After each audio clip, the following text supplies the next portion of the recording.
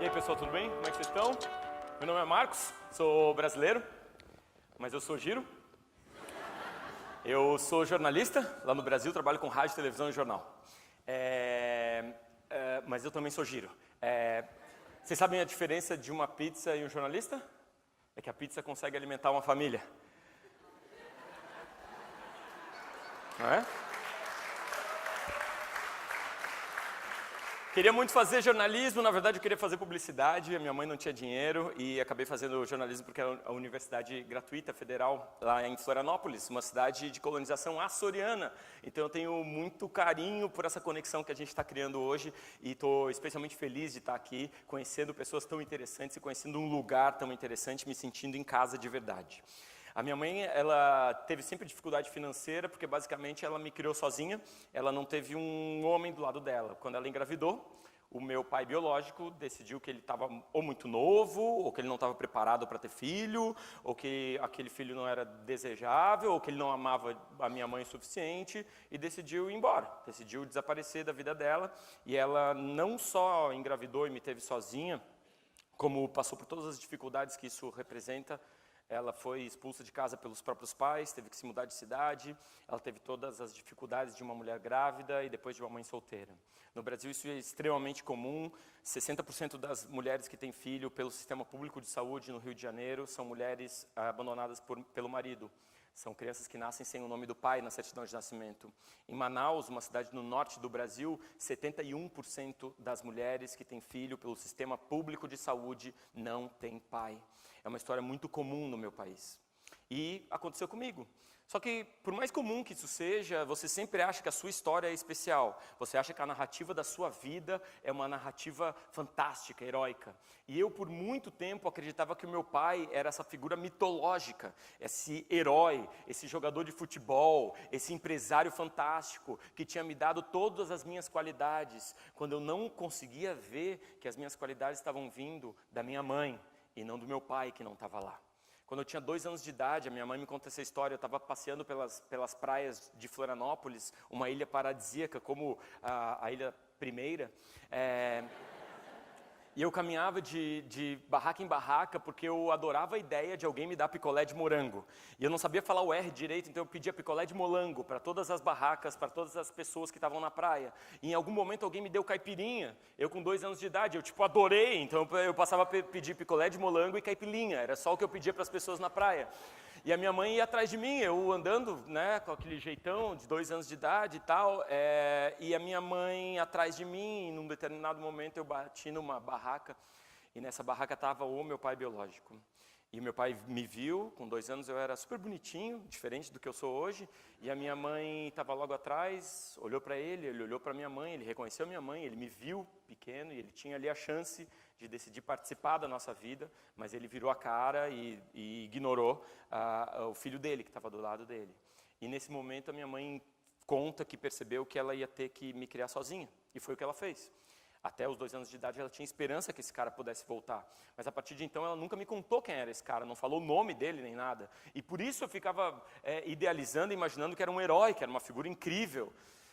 E em 2015 ela teve um câncer e aí me contou quem é o cara. Ela me falou, é só uma pessoa comum, é um nome normal, um nome comum, uma pessoa que não tem nada de especial e que não me deu nenhuma das minhas qualidades. Certamente quem me deu as minhas qualidades, as poucas qualidades que eu tenho, foi a minha mãe.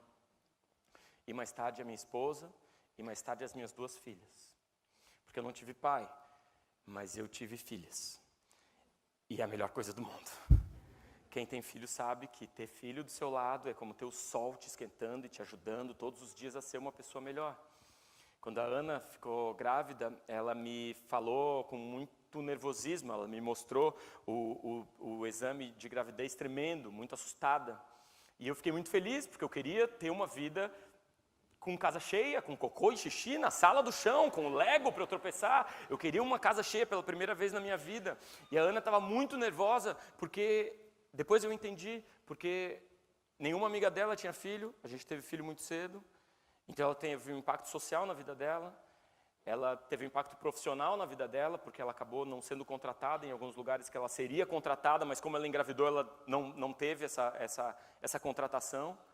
E ela tem uma mudança fisiológica, a mulher passa por uma mudança fisiológica. Mulheres que engravidam têm uns peitão e um barrigão. E a Ana desenvolveu um super chulé, incrível, né? Foi incrível, foi uma gravidez, assim, a gente se uniu contra o monstro do chulé, então eu ia atrás de talco para a gente brigar contra aquele monstro, e eu tinha medo que fosse genético, que passasse para minha filha aquele chulé, então era uma luta nossa. E é claro que eu senti vontade de fugir, como meu pai fugiu. Porque homens não são preparados para ser pai. A gente está aqui celebrando o empreendedorismo, a gente está celebrando a capacidade de realizar coisas. E homens são basicamente treinados para realizar coisas. Todos os homens aqui são treinados para serem o Cristiano Ronaldo, ou para abrirem uma grande empresa, para explorarem o mundo e para pegarem a maior quantidade de mulher, não é? Desde pequenininho a gente fala para os nossos filhos homens, você vai namorar um monte de mulher. E para as meninas, você vai ficar bem calminha em casa brincando de boneca. E eu acho isso injusto. Eu acho isso injusto com as mulheres. Eu acho isso injusto com as minhas filhas.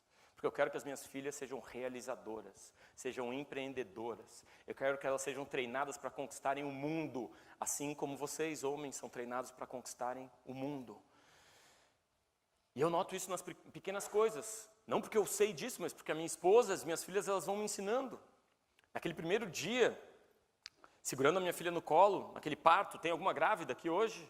Não, nenhuma pessoa grávida, que bom, porque é um dia, você está grávida. É um dia muito, muito traumático.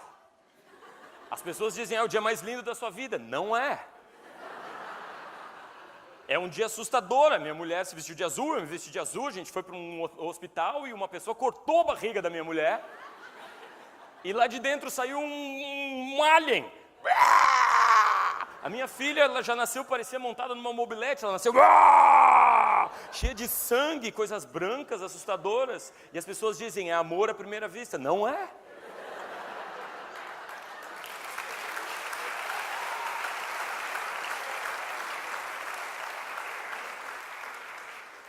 E aí a minha esposa começou a amamentar, e a amamentação é realmente trabalhosa. Doía o peito da minha esposa e saía sangue junto com o leite. O dia mais lindo da sua vida. E naquele dia a gente começa a receber as visitas todas tossindo no seu bebê de um dia. E depois daquele dia cansativo, a minha esposa, muito cansada, disse, cuida, por favor. E eu, beleza, deixa comigo. Não deve ser tão difícil. Mas é. É importante que vocês saibam que todas as fotos do Instagram de crianças fofinhas dormindo são feitas porque esse é o único momento que você consegue tirar uma foto do seu filho. Todo o resto ele está chorando ou fazendo cocô ou xixi na sua roupa. E aquela primeira noite, a Ana disse, por favor, me ajuda. E eu peguei a Anitta no colo pela primeira vez, fui até o corredor do hospital e disse, enfermeira, criança chorando. E a enfermeira disse, não estou entendendo, o que foi? Não, eu sou pai, eu pago por isso aqui, eu paguei por isso, então você cuida da minha filha que está chorando. E ela disse, não é assim que funciona. Quando você é pai, você tem que cuidar do seu filho. E eu falei, é? Não, me pegaram. E eu voltei e fiz a Anitta dormir pela primeira vez. E naquela primeira madrugada a gente ficou junto, ela chorando por 6 horas, e quando era de manhãzinha ela dormiu, e a Ana acordou e disse, ai que fácil. E foi uma noite muito difícil, mas depois que ela dormiu eu me senti o homem mais poderoso do mundo, o homem mais forte do mundo, porque eu consegui fazer a minha filha, o meu bebezinho dormir. E eu pensei, eu sou um gigante protetor de crianças, eu sou um encantador de crianças, eu vou fazer isso para o resto da minha vida. Eu peguei o jeito, e na segunda noite eu não tinha pegado jeito, era outro jeito. Chorava diferente, fazia cocô e a minha roupa toda. E tem um negócio que é o primeiro cocô que chama mecônio. É horrível, pessoal. É um cocô que é um cocô petróleo, preto e viscoso. Você limpa, ele continua saindo. E eu não sabia se a minha filha tinha algum problema intestinal ou se ela estava fazendo cocô de petróleo. Eu pensei, eu posso ficar rico com isso. Mas não era só cocô.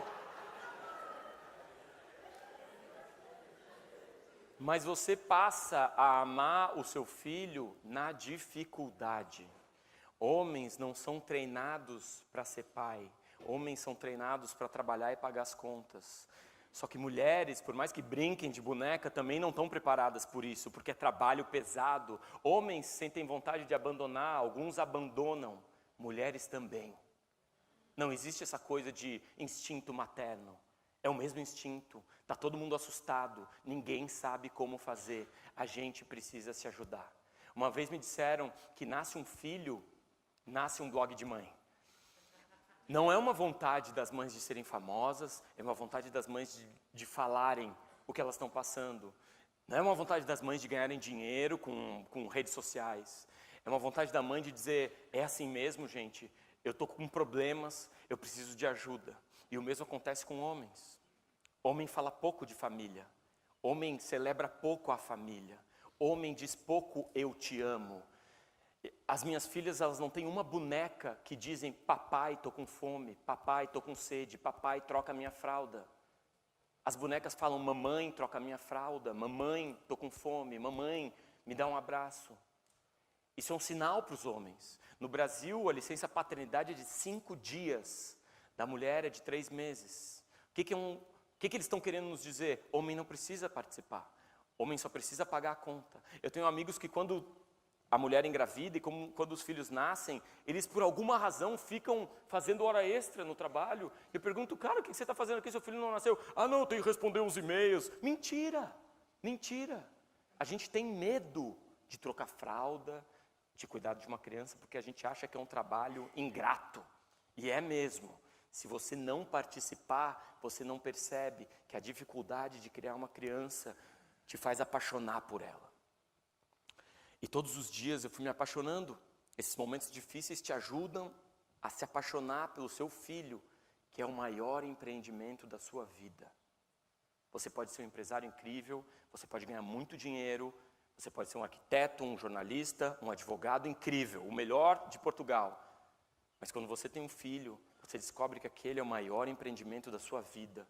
Criar um outro ser humano, um ser humano que cresce e que se mostra para você, e você tem uma vida encantadora de aprendizado e de ensinamento.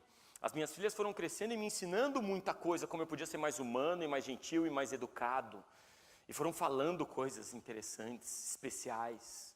A Anitta, minha primeira filha, ela é muito adulta, então ela superanalisa tudo e acha que, sabe, tudo está errado, e ela acha que tudo tem que ser arrumado. Eu apontava para ela e dizia, filha, o Papai Noel. E ela dizia, pai, não é o Papai Noel, é uma pessoa, um gajo vestido de Papai Noel, sabe? E quando caiu o primeiro dente dela, eu disse, vamos botar debaixo do travesseiro e vai vir a fada do dente. E no outro dia ela pegou R$1 que eu deixei debaixo do travesseiro dela e disse assim, pai, só isso? Porque tipo, ela já sabia que não era fada. Se tiver alguma criança, porque nesse dia a fada estava de férias. Na verdade é fada. E a minha segunda filha, a Aurora, ela é um encantamento puro. Viver do lado dela é puro magia, é pura magia e felicidade. A Aurora, ela o tempo todo me ensina a ser mais otimista, a ser mais bondoso, a ser mais gentil. Ela me pergunta o tempo todo por quê. E como eu trabalho com alguns empreendedores digitais, quando eles vêm me oferecer as suas ideias, eu digo sempre o que a Aurora me ensinou, por quê? Por que você quer fazer uma empresa? Ah, porque eu quero ser milionário. Por que você quer ser milionário? Ah, porque eu quero viajar o mundo. Então você não quer abrir uma empresa, você quer viajar o mundo. Achar sua motivação é fundamental e os nossos filhos nos ajudam um pouco a isso. As minhas filhas estão o tempo todo me ensinando a ser mais focado, mais atencioso, mais criativo, mais produtivo, para não passar muito tempo em reuniões que não levam a lugar nenhum, porque eu preciso estar com elas, porque eu aprendo com elas, porque elas são inspiradoras para mim. Esses dias eu estava com a Aurora e com a Anitta. A Anitta não acredita em princesas, a Aurora acredita em princesas. No aniversário de 3 anos, a Aurora me pediu para me vestir de princesa Elsa, do Frozen. E eu disse, não posso me vestir. E a Aurora disse, então você não me ama, papai? E eu disse, ok, eu me visto. E foi super legal, porque a Aurora acredita em tudo. Eu com essa barba, vestido de princesa Elsa, jogando raio nela. E ela, ai, você me congelou. E super bonito, super legal. Muito, muito especial. E agora todo sábado ela quer que eu me vista de princesa Elsa. E eu me visto, é muito legal, é muito giro. E de vez em quando eu me visto sozinho de princesa Elsa em casa, tomando uísque, segunda-feira à noite.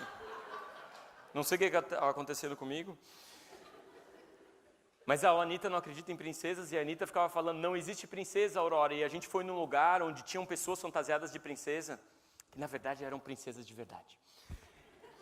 E a Aurora viu que existem princesas e tirou foto com as princesas, com a princesa Ana, com a Tinkerbell voou, eu acredito em princesas agora.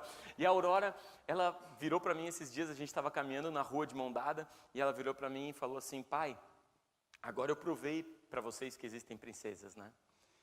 E eu disse, é verdade, Aurora, a gente foi lá e você tirou foto com as princesas, então realmente você provou para sua irmã que existem princesas. E ela, de mão dada comigo, ela virou para mim e falou assim, então espero que agora vocês acreditem em mim, quando eu digo que existe aquele velhinho lá no céu, que fez as minhas mãozinhas, que fez as minhas perninhas e os meus dentinhos. E eu falei, Deus, Aurora? E ela falou, é pai, Deus.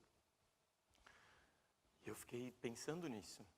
E ela virou para mim e disse, pai, vocês têm muito o que aprender comigo. E eu acredito nisso.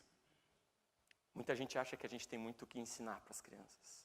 Eu acho que a gente tem que parar um pouco, sair um pouco do nosso celular, sair um pouco da nossa vida corrida, que parece uma gincana, pagando contas, correndo, querendo conquistar o mundo.